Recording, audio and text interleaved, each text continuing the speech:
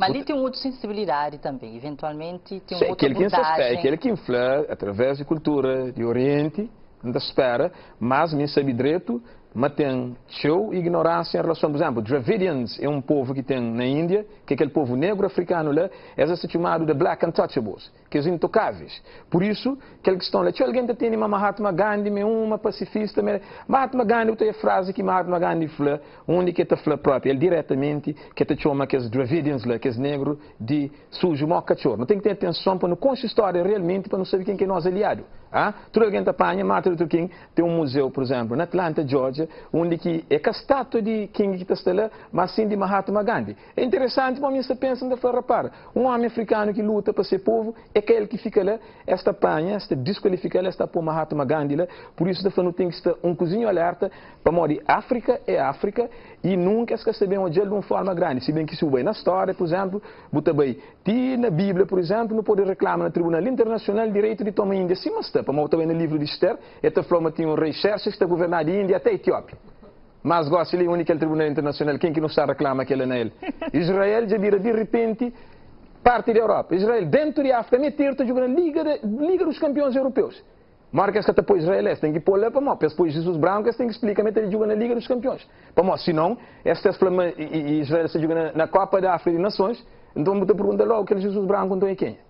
Você repara, tudo aquilo que ainda foi uma conspiração internacional e não tem que ter atenção em relação a essa intenção.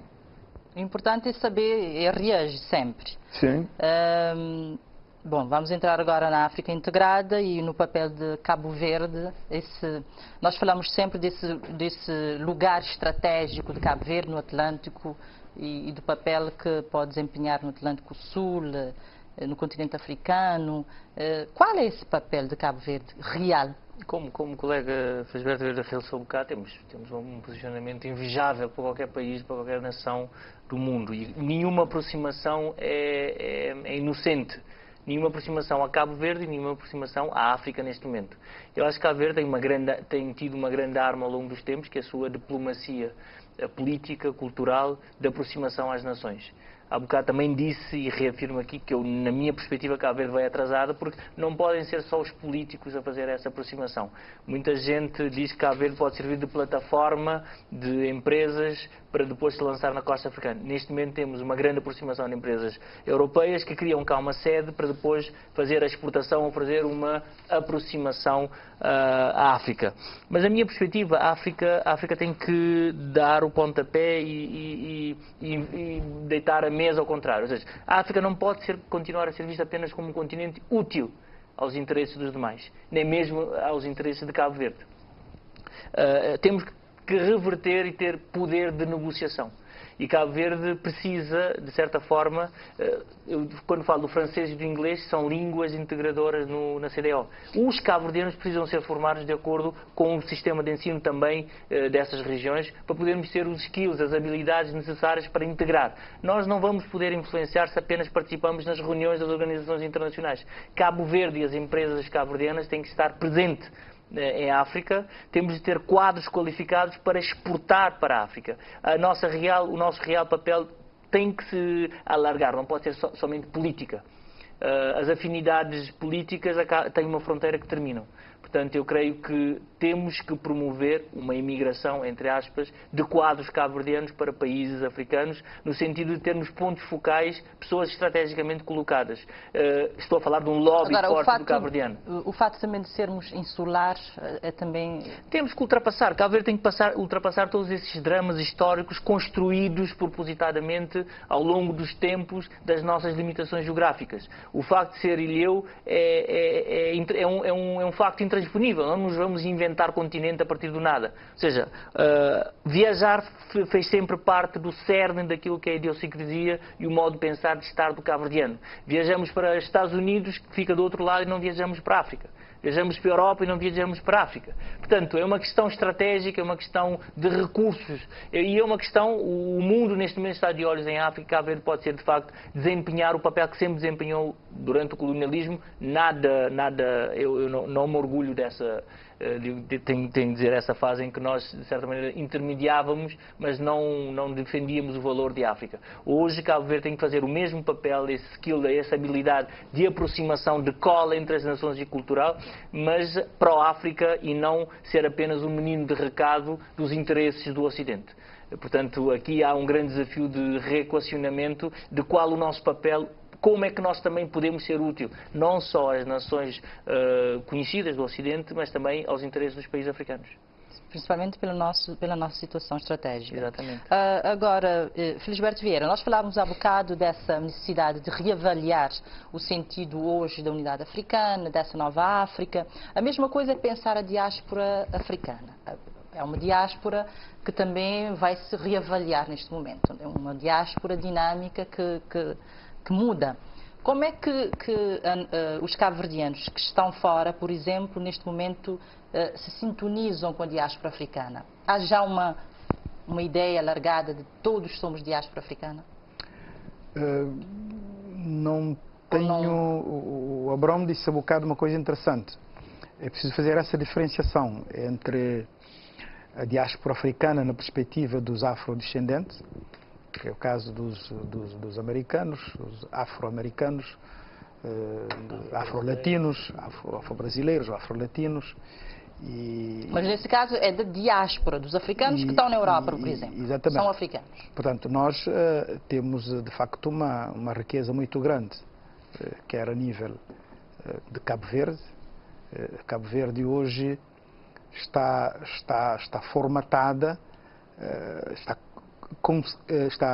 reconceituada para ser uma nação e diasporizada, como alguém ousou classificar, uma nação diasporizada. Temos a maioria dos cabo-verdianos que vivem fora do país do que vivem cá dentro. E somos, no fundo, uma nação global e diasporizada.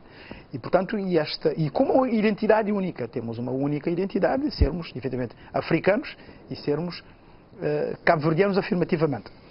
E, portanto, há várias tentativas, há vários programas no sentido de tornar este país um país, digamos, horizontal. Plano, como dizia o primeiro-ministro, na perspectiva do aproveitamento do capital intelectual, humano, técnico, científico que nós temos a nível da nossa diáspora. Tem havido programas de colaboração a nível universitário, não responde a minha pergunta, a nível científico. E quase que estende a ideia do cabo-verdiano. De sermos de cabo-verdiano, uma nação à parte. Não, estou a construir estou a centrar a minha ideia na chamada diáspora cabo-verdiana, na caracterização da nossa diáspora e da nossa nação diasporizada, para chegar efetivamente a esta nossa integração, digamos, na chamada diáspora africana. E repara, hoje há uma grande força da diáspora africana nos órgãos das Nações Unidas, nos órgãos regionais. Cabo-verdianos, senegaleses, nigerianos, ganenses, e há várias lideranças também, emergentes, digamos, em África, que fizeram toda a sua vivência digamos, na diáspora. E isto é um capital, E, portanto, agora, as lideranças atuais em África têm que ter essa perspectiva de absorver, de considerar esta realidade humana, cultural, científica e académica e intelectual como uma força ao serviço do desenvolvimento do país. Portanto, esta é a minha perspectiva. Sim, entrando já digamos, no pensamento cabo-verdiano em relação à África, não tem aquela célebre frase de Baltazar Lopes, que está falando de não sermos nem África, nem Europa, que é um máxima também contestado e outras pessoas estão a defender. Qual que é o papel? Como que Jorge Andrade está hoje. Interessante. Leitura que eu estou fazendo de massa. Interessante. Claridosos têm suas opiniões, têm suas influências sobre chamar a cultura cabo-verdiana, mas nós também não temos opção de olhar de um ponto de vista acima MSV ou Leopoldo Sédar Senghor, aquele movimento de negritude. E aquele que nós trabalhamos nele, ele desafia talvez ideais, visões de que os claridosos ali, que os governadores indiretos de Portugal ali. Para modo, repara, Inglaterra é uma ilha, mas é que está ausenta a identidade da Europa. Inglaterra é uma ilha. É que está separa nunca, que tenta falar a nós é que aquele nem aquele outro. Aquela tentativa assim, então uma cozinha estranho e é que tem nem fundamento básico. A nós é que africano, nós é que europeu, nós é que Zé. Cabo-verdianos.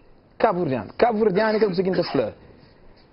Cabo Verde, a mim, minha raça é africana, minha nacionalidade é cabo-verdiano. Aquela é minha posição geopolítica e ninguém ainda te entrega aquela. Já sabia direito de onde que me vem, já sabia direitinho, minha mãe é de Coral Grande, minha pai é de Bila, já sabia minha história, tudo mal que vem, mas que ele é que te traz, aquele poder e capacidade de agarrar naquela África, é que te torna nem mais nem menos cabo-verdiano, e é que te põe perder nenhuma identidade. Por isso que se fala, a ciência é uma tentativa de criar uma confusão na cabeça, ou que esta fala, nenhum outro. Mas no plano intelectual e cultural ainda é persistente esse enfrentamento entre aqueles dois? Tem ainda geral. Tipo, por exemplo, que hora que eu comentava em cozinha, no dia de hoje. Sabe, num encontro que chama mais atenção naquela elitização de temática africana.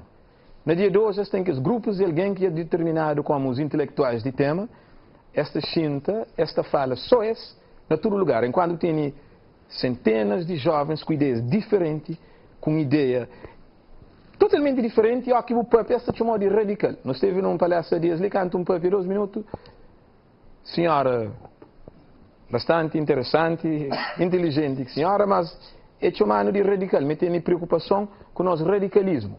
E influir, graças a Deus para o radicalismo, que é radicalismo de Cabral, que tem no ali, é radicalismo de Nkrumah, é radicalismo de Nyerere, é radicalismo de Patrice Lumumba, que tem no ali. Para modo de Lumumba, Simão Irmão Cabra de Fadias, na sua última carta que escreveu a sua mulher, é falar aquela coisa lá direto. É falar, me tem sonho um dia a África também escreve uma história, mas de nosso ponto de vista. De nosso ponto de vista. Eu quem fala África é licem de Cabo Verde, mas mim, por exemplo, eu tenho 4 anos que saí de ali. Nunca tem nenhuma cidade, numa parte do mundo, mas você sabe ali onde está. Mas se é um africano 100%. Em Dakar, a população está junta na mim para contar a história da África. Por isso, Cabo Verdeano sim, quando se cura ficha, dangana nada de Dakar, para bem Cabo Verde, para a mim que me acorda umbilical está. Mas se a mim um africano, se na Angola que está nega seus africanismo, mas é angolano. Aquele aqui não se entende intelectualmente naquele ponto lá, para não falar da África e sobre a África sem vergonha e sem temor e sem pedir ninguém desculpa. Bom, no teu último questão ali, Abrão Vicente, nós começa amanhã uma cimeira africana em Addis Abeba sobre estas questões que falamos aqui. Há um colóquio, um tema, um painel que eu achei pertinente, um colóquio sobre artes visuais e performativas. E vai-se debater sim ou não uma estética africana. Temos uma... Claramente há uma estética africana, não se pode fugir da grande influência que a África tem no mundo cultural de hoje. Mas a diferença da estética africana hoje é que ela tomou lugar, tem protagonistas e tem curadores e tem quem promove são os africanos. E há uma democratização de práticas, de culturas, há um maior conhecimento. Mas a África sempre foi cultural. Sempre houve uma estética africana. E eu acho que o que é o nosso maior contributo num certo humanismo vindo da África é a diversidade vindo das tribos, dos países, das nações como um conceito mais intelectual, mais alargado. Portanto, sem dúvida, não teria nenhuma dúvida em afirmar que há uma estética, há um humanismo africano Há associado várias à estéticas. Quando digo uma, É porque eu sou absolutamente a favor da diferença e completamente contrário a essa lógica de tentar encontrar unicidade em tudo. Ou seja, a África é plural, mas o continente africano, devido às suas culturas, há muita proximidade. Portanto, há uma estética africana porque se diferencia quando em confronto com a estética dos outros continentes. Há claramente o africano sobressai pela sua naturalidade, mas também pela sua inteligência. A África não é só emoção como durante séculos tentaram descrever. A África é uma inteligência racional e há uma inteligência emocional. Mas temos algo inexplicável que é a nossa herança secular dos povos que constituíram este continente. Meus senhores, obrigada. Obrigado, Abrão Vicente, Felisberto Vieira, Jorge Andrade, obrigado pela disponibilidade. Foi um prazer debater o continente africano. Foi assim o nosso debate sobre a África no âmbito do dia 25 de maio, Dia de África. Voltamos na próxima quinta-feira. Até lá, fique bem.